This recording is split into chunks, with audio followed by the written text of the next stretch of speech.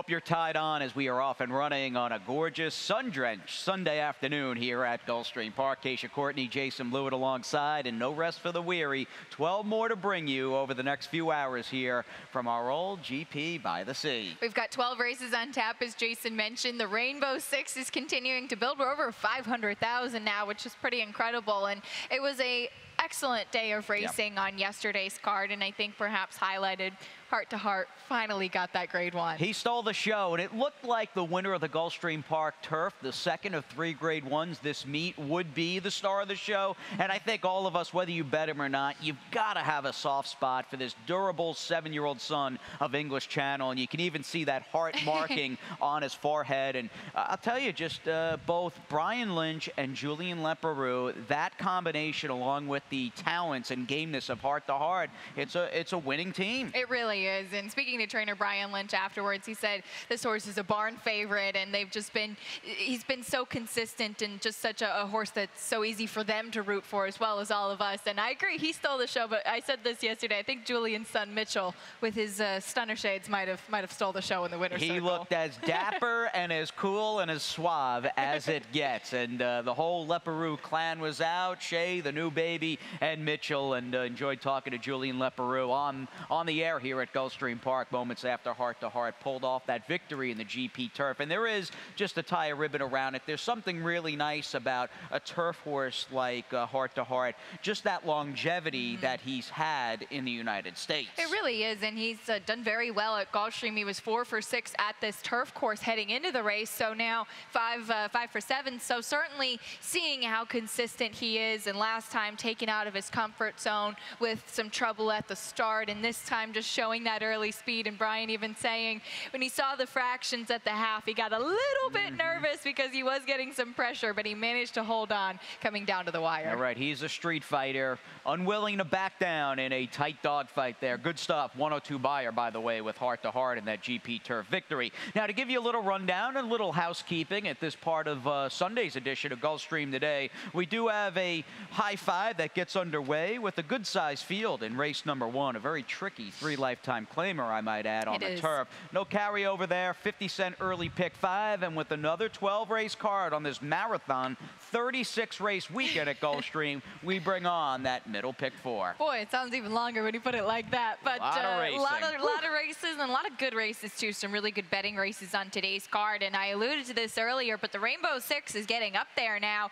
506 plus in that sequence. It was really well bet yesterday, far surpassed the guaranteed pool of 750,000, so you can expect a good size in there today. And then we, of course, wrap things up with the 50-cent late pick 5. Which are anchored by back-to-back in races 10 and 11. Some high-quality, high-level optional claimers, allowance races on the turf. Back-to-back, very strong fields, fairly late in this February 11th program here at Gulfstream Park, and a good one coming up in the 5th as well, with a You're to Blame that is squaring off against Fayek for Keir McLaughlin, whose claim to fame might be more so who he shares his DNA with, more so than what he's done on the racetrack. But it's good to see him back, and he is obviously the younger half-bro to Rachel Alexandra. He is, and I actually asked Kieran about Fayek yesterday, and he said, toss out the last race. He really doesn't have an explanation for it, but he said he's been training well. They're hoping to get back on track and get him back moving in the right direction now. As we move in the right direction as well, sit tight for the 5th, our West Point featured race on the day. But we got to get through the first few, and that includes the opening leg of Sunday's early pick 5 on this fast and firm 12-race card. And what are you doing here? All right, we'll show you my ticket for today's early pick 5. And Jason mentioned it is a tricky non-winners of 3 to start things off, and I'll use 3 horses for this. Now, looking at the rest of the sequence, I thought it was pretty simple to narrow down to a couple logical horses, but finding that single was a little bit tough for me. I really do like Dance Around, though, in race number 2, and potentially would have singled that horse, so I ended up including Altruism, getting the blinkers back on for just a always dangerous barn in Jorge Navarro. I'm going to be using 2 horses in race number 3 as well. The class droppers really stand out in no drinking rules and inverted to the outside. Race number 4, we had some significant scratches, I think, and especially with Fiore and Coquiva Koa out, it changes the pace scenario, and that really could help First Distinction, who I originally did not have on top, but now could potentially be a controlling speed in there. And then using You're to Blame as well as Carlino in race number 5. We'll see if Fayak maybe needs a race off of the layoff, but a really nice field to cap today's early pick 5. And Carlino, in a way, might be number 1 in my eyes as the most, and I didn't pick him there in the 5th, but he might be the most intriguing horse on today's card. Nice win last time, and 2 of his last 3 races, at least on Bayer, have come up very fast, and he appears to be just a late developing, blooming son of Lemon Drop Kid for trainer Mark Hennig. We'll talk about the cast and a good 5th in just a few moments. But the first race, we do have to at least mention, even cursory, the absence and scratch of the 8 Erasimo's Dream, who I had liked on top because of the drop down in class. And with him out, I'm just looking for a logical kind of exacta and maybe trifecta box to start the day. And certainly, as far as the win end goes, with the 1 Abbott, who I think is almost assured with Tyler Gaffalione from the rail, a good trip in this one for trainer Christophe Clement. I do like Abbott quite a bit. He's burned a bit of money in his last couple of starts, but all in all, I think he's going to sit a good trip from that inside post, get a nice stalking position. There is some speed with Classic Move and Prue. I am a bit concerned with Burning Wild and even my top pick, Ours Again, who just kind of have that late running style. We'll see if Ours Again can get an F in here. I did think that Erasmo's Dream was a good closer in here too, but his class really stood out on paper. Definitely. Ours Again had a ton of trouble at the start last time. He was beaten by performance bonus for trainer Chad Brown, so he kept good company. He's been ultra consistent for Mike Maker, and I hope that Jose Ortiz, obviously a smart judge of pace, can read this race and maybe get him in a good spot early on. Seems like he stepped up his game. He has not turned out to be the kind of horse I think the original connections hoped for when they paid a lot for him, but it does seem like quite obviously Mike Maker, who's second in the standings here at Gulfstream Park with 24 victories, has him in good shape, and we'll see. My favorite horse in the country with a record of 2 for 74, that is, Burning Wild, goes from the outside. His last for Jorge Navarro, I thought, was a real step back off a fairly encouraging first start off the claim. It was, and I did end up not using him today as he seemed to regress a bit. I know, I really felt like I was turning my back on Burning Wild, but he's such an easy horse to root for. He is. He tries hard, rarely wins. We'll see how he does in today's first race with Noah Erasimo's Dream. As we hit the main track for Sunday 2nd, this one a 1-turn mile. They'll break way down the backstretch out of that 1-mile chute, and these are 2 lifetime 6250 older claimers. And I'll tell you, Jorge Navarro, if he gets a good effort out of Burning Wild and perhaps a win, he's got a shot to take the early double, sending out the rail horse, who's probably the starting point just because it's such a significant drop in class. That's the 1 Altruism, who the main question becomes and is, can he translate some okay, respectable turf form against better to the main track? And that's the question too. I do think it's encouraging that they took the blinkers off last time. Obviously a failed experiment. They go right back on, kind of going back to the drawing board. His only race on the dirt was against 25 non-winners of 2 at Parks, going a mile. So kind of difficult really to go off anything, but he's running at this lower level. They have apprentice Abby Medina in the saddle, and we'll see what we get from him. The number 4 Dance Around was intriguing to me, 1 of 2 in here for Rohan Crichton, and I did find a stat over the past 5 years on the dirt going from sprint to route for this barn, 21% win and 44% of the time in the money, a good ROI, and Rohan has had a very sneaky good championship meet. Not as many starters, of course, but really doing well with the horses he sends out. He's a very good trainer. We saw that throughout the summer into the fall, doing a great job in getting the most out of Coxon at the time, who's tailed off a little bit, but Rohan, very good claiming outfit, who may not give you, 150 starts per meet, but a very good trainer and a real nice stat there. One more chance for me with the 5 Luminary Flight, who we had liked last time. I'm not sure. It's a combination of a few variables. The first of which, I don't know where that race from Tea and Cricket came from. I don't either. He was not favored in there, and he drew off and basically won by a country mile.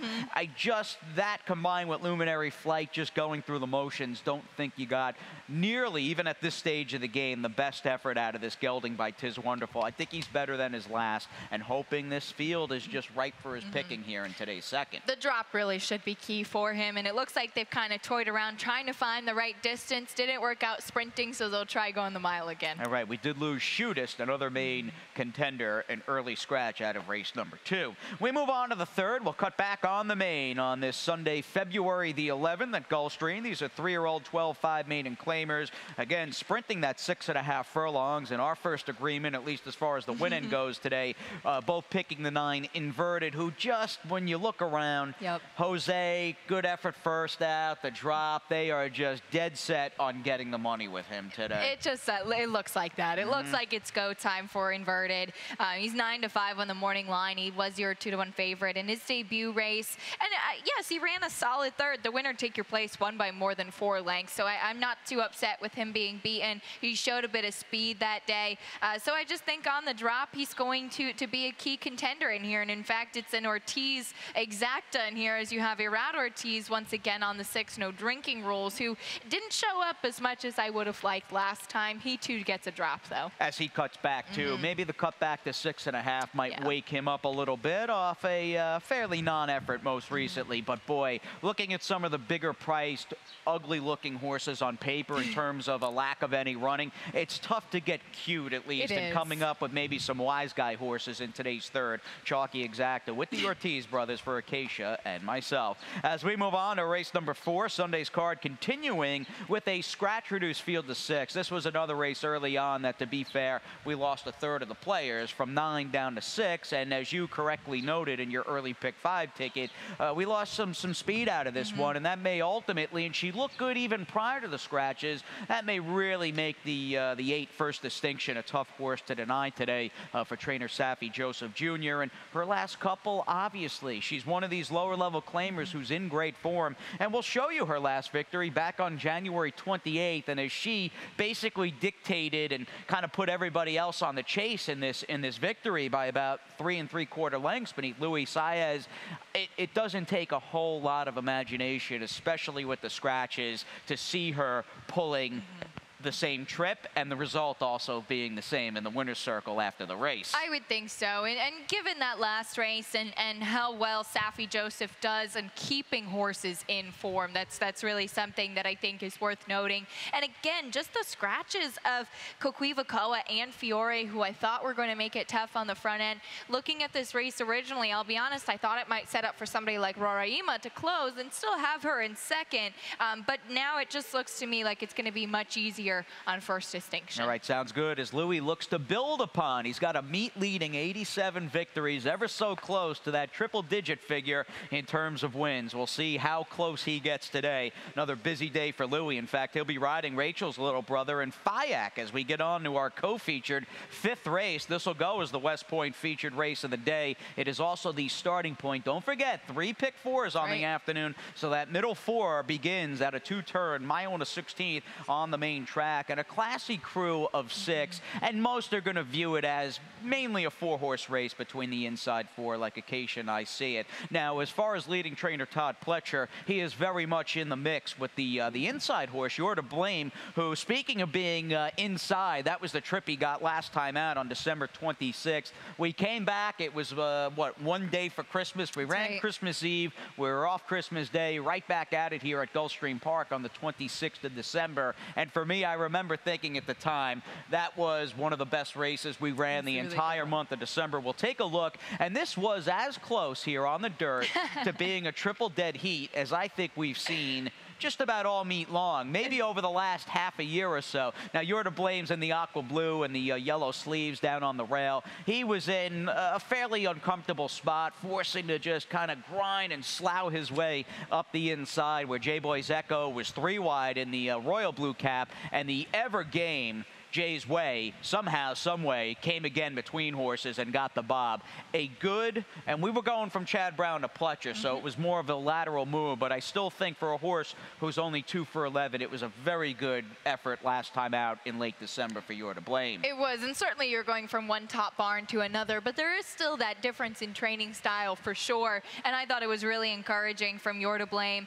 Obviously flattered when Jay's Way came back in a really game effort to win the Sunshine Millions Classic, and and he got a 95 Beyer speed figure doing so. So it turned out to be a key race. Obviously, J-Boy's Echo really highly touted at 1.2, and You're to Blame has quite a bit of back class, so I'll just lay my hat on him second time with Todd Pletcher. But Fayak is really interesting. So I remember when he was starting, and he ran at the time behind Timeline in his debut race. You had Giuseppe the Great come out of there.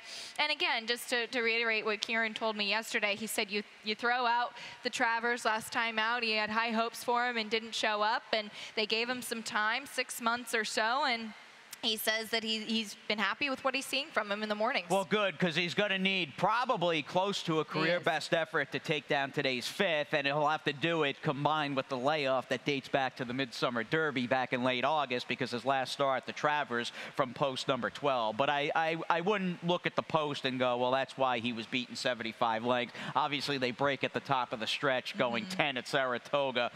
It just, for whatever reason, didn't show up. But I still think, and this at times has been an issue with my handicapping. It's liking horses and falling for horses who have these gigantic pedigrees, and just in my head thinking, well, they're bred to be a good horse. They cost a lot of money, so they're going to improve. And he's going to have to step up today at a short price. I could see some people going, wow, Fayak is just a crazy trap. But I still think, and I really do believe, there's some serious untapped potential, and I'm hoping he can fulfill some of it today. But a win won't be easy. You're to Blame's got some recency. And let's talk a little bit about Carlino, who, if you were on the fence last time out, as I was, going, where'd that race back in early October at Belmont that came up so fast, where did it come from? I think he, or even his race 4 back when he got that 98, I think he validated it, and he did it at this tricky 8.5 furlong distance on the main. He did, and I like that he has that win right here at Gulfstream. And trainer Mark Hennig, whether it's a first-time starter or some older horses like Carlino, has just been having a really great meet and some really well-meant horses for sure. So I like that he got the win last time under Jose Lezcano, and I think that it was a strong race that he faced. We'll see Iconic a little bit later on, so maybe some homework in your handicapping to keep an eye on. And we'll take a look at Iconic's last start behind Carlino, so you will get a good look at that gelding by Lemon Drop Kid a bit later in this live Sunday edition of Gulfstream Today. That rolls ahead, one race out from our little break as we finish off basically the first segment with this $50,000 maiden special weight for 3-year-olds at a 2-turn turf mile. Well, Todd Pletcher came away empty, and High Happy did run pretty well in the Gulfstream Park turf race, turf handicap that is, yesterday. It was a non-stakes winning Saturday here at Gulfstream for the Pletcher barn, but they sent out a good-looking orb firster by the name of All Systems Go, who broke his maiden at first asking with a 78 Beyer midway through yesterday's card. And Todd, very much in the conversation. Let's show you some bullets here with the One Divide, who's really got pedigree, connections, and quite a bit to fall back on as we look at a dam who's a little up there in age, and this is the 12th foal from her. But I love the fact that Todd has trained a couple of the major siblings in the family in Jack Milton and Peace Preserver. I saw the same thing, and I love that too. You kind of, and especially with somebody like Todd Pletcher, who just has such an incredible recollection of each of his horses he trains, or so it seems. So you can obviously imagine that the barn has some familiarity with some of the quirks in the family. 5 siblings, actually, one on the turf. So as you said, pedigree is certainly there. Javier Castellano in the saddle for the firster. But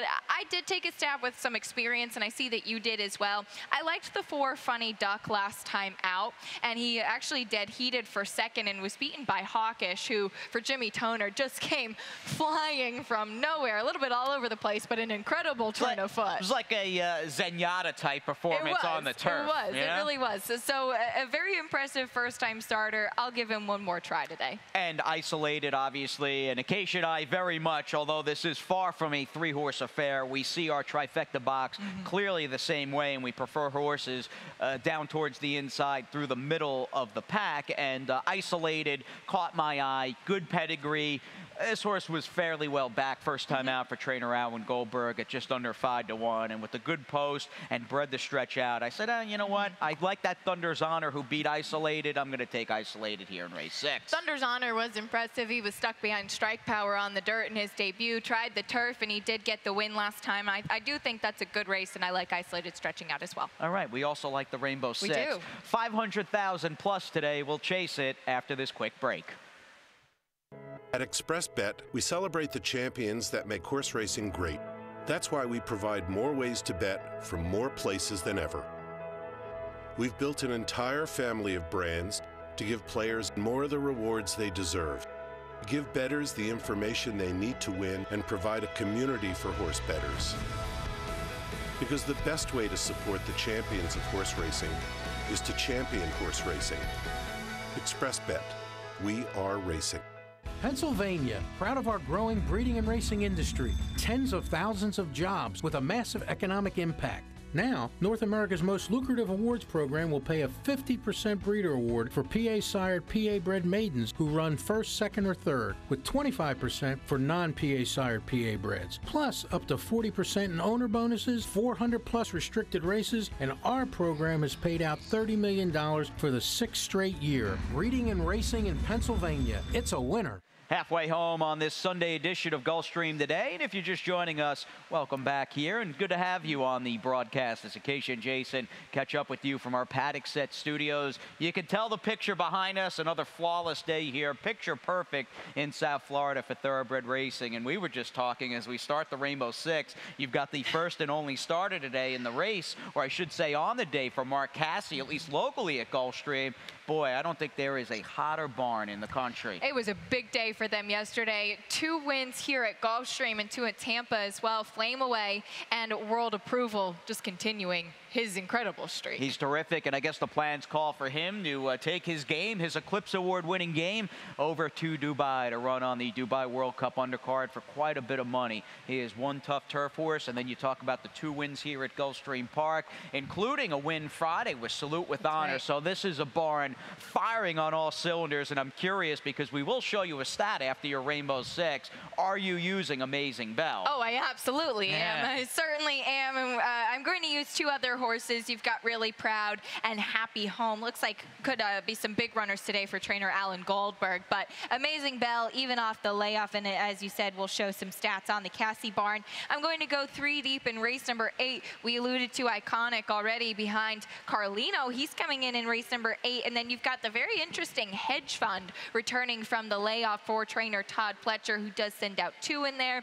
9th race, I'm using a couple of the outside runners. You've got a firster for Mike Maker and Christmas Treat. I do prefer the experienced Paco and Sacco, who might be sitting on a big race. 10th race, I wanted to spread. I think that's very competitive. I even, you've got a couple of horses coming out of the Hill Prince at Belmont in LeCullen and Rocketry, who are pretty interesting. And both by Hard Spun. And both by Hard Spun, which is pretty good. So that's a really exciting race a little bit later on. Using 2 horses in the 11th, you have the return of the very classy Ring Weekend. And then hopefully we get down to the finale, all the way down to race number 12, using Mr. Pinocchio and Cosmic Thunder. But as you said, later in the card, those turf races are really competitive. They're really good, really competitive, serious talent in there. And it's nice having some high-quality races at the end of a fairly lengthy weekend late in the card. I mean, it really keeps up, I think, the flair, the flavor, and the interest. So kudos to the racing office for working hard,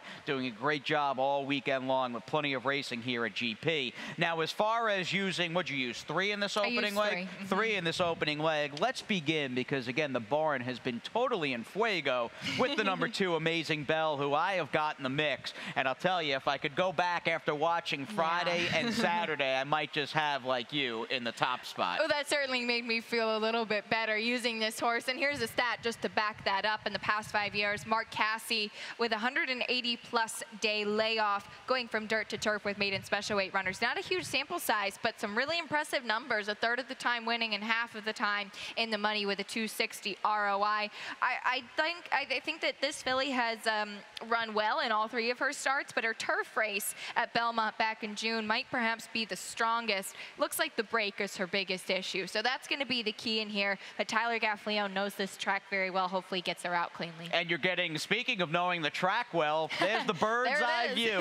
And we'll say it again, Ron Nicoletti, our Ronnie, the one and only, is doing a great job flying that blimp overhead. That is a live shot with Ronnie flying the blimp and shooting the camera out the window. But a pretty day here in Hallandale Beach. He's so multi-talented. He's just the greatest. One of my favorite people of all time. I know you concur. Now, the number 3 Allwood Lane, I'll try to shake things up here. A respectable, and this is probably a tougher field of maidens. In fact, I would say it's definitely a tougher field of maidens than this Bodemeister filly caught right around Thanksgiving weekend, 8 miles west at GPW. But that was a time of the meet. Speed just seemed to be so dominant on the turf over there. And just, I think, a tough turf course for a first-time starter to run on at that stage of the meet. We had run over there close to 2 months, 40 cards or so, and that was the tail end. But a good effort after showing no speed at all. At least that race has produced a next out winner. And you know me, I love some Jason Service in these turf sprints. And you could certainly make worse go with a barn than Jason Service. You could certainly do worse than that. He does phenomenal work. We know that. Now, the number 4, Really Proud, turned back in distance last time, and I thought it was a good performance from her. Filly by Kitten's Joy. She's kind of reaching that point where she's got to win now. It's been 4 starts. She took quite a bit of money 2 starts back, shipping into Gulfstream. Just been knocking on the door in her last couple, so I think she has to take a step forward, but maybe the 5/8 is the key. All right, solid race to start Sunday's Rainbow with 500K plus in the kitty. And we turn our attention, that is, and move ahead to race number 8, second Iona 16th main track race on the Sunday card, and other than $25,000 optional claimer. Yes, the late pick 5 does begin in race number 8, doesn't begin in the 6th or the 7th. Race number 8, and a good race to get things underway. Down the line, I've got a single coming up in race number 11. Maybe a little gutsy there with Profiteer. I still think he's got more to give. And the Warfront, the Shug, 4-year-old turf horse with talent. I think the best is yet to come with the still improving Profiteer. See what I did there as well? Profiteer, the single in my late pick 5. $27 worth of 50-cent spreading, and a nice little matchup and confluence of almost different scenarios in terms of recent racing versus some talented layoff runners to start things out in race number 8. Taking, and I know I'm a little light in the 9th, I'm going to stab with a couple of unknowns, including a fresh first off the claim for Marcus Vitale. And if we can get up to race number 12, we'll wrap things up as the sun sets and the day dwindles here at Gulfstream Park with every bit of the 1, 4, and 12 inside, mid, and outside for me to hopefully cash. But again, the sequence begins with a solid race. And in talking about Carlino, who is running in the co-featured 5th race today against You're to Blame and Fayek, well, he beat the number 4 Iconic last time out on January 21st, and it's a race we'll bring you here on Gulfstream today as Dale Romans and Luis Saez team up to ride this great colt by Patio Prado, who does strike me as the kind of chug-along grinding type who won't have any trouble rebounding off a tough loss and coming back to stay this 8.5 furlongs. And it was pretty interesting because he was a horse that had been running on the turf, and his only win on the sealed sloppy track when it was taken off of the turf at Keeneland. Dale Roman saying, well, he's not winning on the grass, let's try putting him on the dirt. And I think he actually really showed up very well. It was a wise move. Luis Saez does stick. I took a stab with the $1 big dollar bill, just kind of looking at some of the other horses in here who maybe have some questions, like Hedge Fund off the layoff, who certainly is classy. Big dollar bill, he's due that win. I thought it was a huge performance from him last time, and just hoping that he's in the right spot today. He's got to have things go his way, but I think he's a talented horse. And he may get a little more pace than he got last time out. That ultimately, and he ran great in defeat. That was his undoing when Flemish Cap, who's really as game as they come, a combination of a wickedly game horse who will just lay his body down like Flemish Cap, also getting things very easy on the front end. And I think of, with Big Dollar Bill, I think of Ronnie's long shot. Can't help but think of the Wu-Tang intro that we'll have for you a bit later today. And there is that dollar theme throughout this race, as Hedge Fund for Todd Pletcher is the marquee layoff horse, and he's one of those talented layoff runners I had noted in the late pick 5. And although the stat didn't work per se with one-liner back on Friday, squaring off against Conquest Windy City and the talented Mind Your Biscuits, Todd's layoff runners this meet, the 6 months, just exclusively this meet at Gulfstream Park, having 180 days or more between races.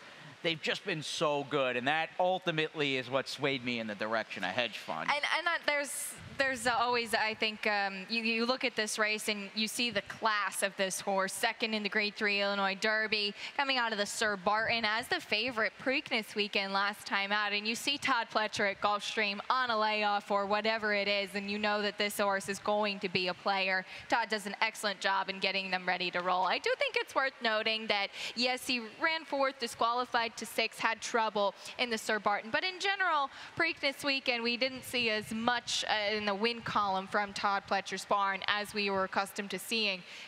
Here at Gulfstream during the championship meet, however, totally different story. It's a different ball game for sure. He is #1 with 39 victories here, and we'll see how Brian Lynch does with Meantime returning. That horse has obviously shown glimpses of being pretty good and being certainly adequately talented enough to square off with the good field in race 8. And good to have him back along with Hedge Fund there in race number 8. As we move on, we'll turn the page. We come up to race number 9 this afternoon. We turf once again with these 3-year-old $20,000 maiden claimers, and there's a little bit of a disagreement up there between Acacia and I. And I'm going out on a limb, I know that, and I took 2 unknowns, as I stated. The first, that he might not be good enough. I mean, that's the compensation you have to put forth in taking a stab and getting a big price on a horse like the 7, Rider of the Blue, who's an Uncle Mo who has shown absolutely nothing, but picked up, what, exactly 3 weeks ago by Marcus Vitale, running him off the claim. I'll try to shake things up here with a big price on him, Uncle Mo. And this is a race that a price play could come in for sure. This is a wide open affair. Rider of the Blue does get blinkers on, a late equipment change there. You have the 10 Christmas Treat, a first-time starter for Mike Maker. We both have that horse somewhere in there. You have to, even though we normally don't see firsters winning right away for the Maker barn. I went with Paco and Sacco, who just has the recency, and ever since they put this horse on the turf, I've liked him. I think he certainly fits better on the turf. I liked him even better stretching out last time, so I'm glad that he's going to stick with the 2 turns today. Respectable second last time, and just might be moving in the right direction. Good trainer too. We like the job Lily Curtin does. She's had a pretty good run here at Gulfstream Park and doesn't send out a lot of short-priced horses, and they definitely perform well and overachieve more often than not. As we turn the page, we come up on race number 10. Final pick 3 will begin, and this begins 2 successive strong fields of turf racing. And as we were saying, it's kind of nice having them fairly late in the day to add a little bit of strength and flavor, and certainly quite a bit of interest here as these older 52K, 2 other than optional claimers throw down at a mile and a furlong. And we have a field of 8, and it's a case of Black Sea, who's now 5 and looks like he's somewhat aggressively spotted. He's run for 62,000 claiming in the past, and he's in for the 50K today for trainer Chad Brown. He's going to be the favorite, and I think he's a legit favorite, but he certainly has some up-and-coming and talented 4-year-olds that he's got to square off against, including that pair by Hard Spun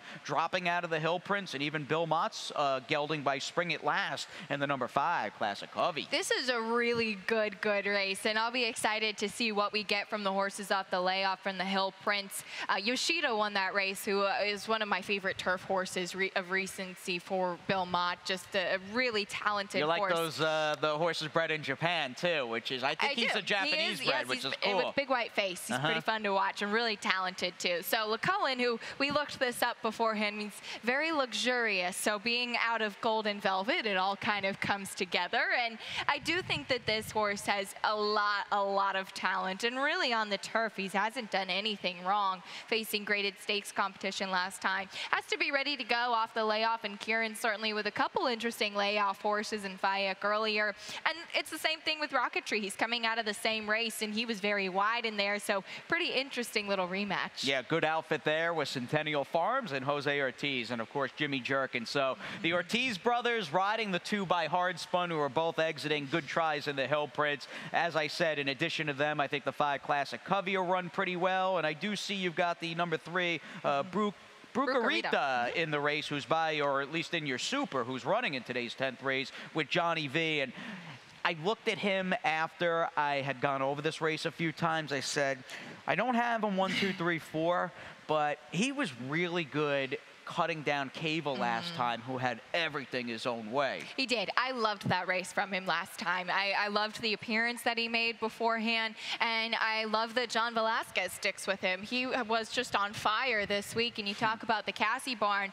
Johnny, Wednesday, Thursday, Friday, won pretty much every horse he was on. So I think that this one, he's got to step up in terms of buyer speed figures and just what the other horses in this race have faced. But looked like that last one really was encouraging. And it's been fun watching Johnny V ply his trade here. Obviously a great ambassador of the game and one of the leaders, if not the top dog in the Colony at Gulfstream up in New York, where he spends the bulk of his season riding. And just looking at his 33 victories that he has through this, I should say, the end of Friday, because he rode at Tampa yesterday, he's only had 133 mounts, where if you look at the number of mounts each rider in the top 20 at Gulfstream Park has, he's got by far the fewest. So very selective, but obviously both he and his great Hall of Famer jocks agent, Angel Cordero Jr., teaming up and getting results on live horses. And Johnny, speaking of results and being on live horses, rides Hieroglyphics in this upcoming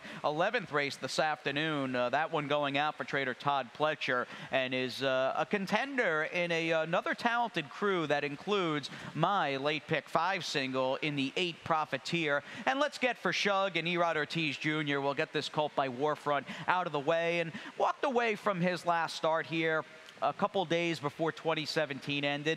Little disappointed. I thought he would come down to Florida after keeping such good company through the second half of his 3-year-old season, and I thought he was going to win this race. And I thought Johnny kept him covered up, angled him out wide there in the white cap and the red sleeves of Stuart S. Johnny III, and he came up just a little bit short in this race. I still think the best is yet to come, and with Shug putting the blinkers on today, I'm going to take Profiteer. I like him to score Acacia in race 11. And I think that he's absolutely a big player in here. That race was won by DeRocher in a big upset that afternoon. And looking back at notes from the Twilight Derby, you had horses coming out of there. You didn't see any wins. Profiteer was the favorite in the Tropical Park Derby last time out. He gets the blinkers on today. Hopefully that'll help him take a step forward. He's absolutely a big player.